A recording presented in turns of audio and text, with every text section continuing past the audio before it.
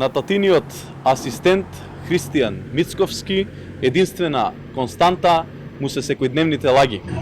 Мицковски излажа дека магистрирал во Италија, а докторирал во Германија. Потоа лажеше дека никогаш не кажал такво нешто. Лажеше Мицковски и за договорот со Бугарија.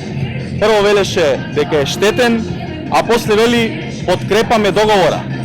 Јавноста знае дека татиниот асистент лажеше и дека бил советник кај неговиот ментор Никола Груевски, работел про боно, што се покажа како неточно.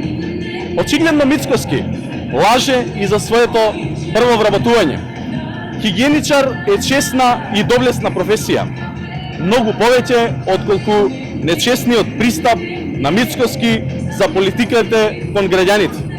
Ако навистина прво се вработил како хигиеничар, зошто тогаш не е наведено во неговата биографија?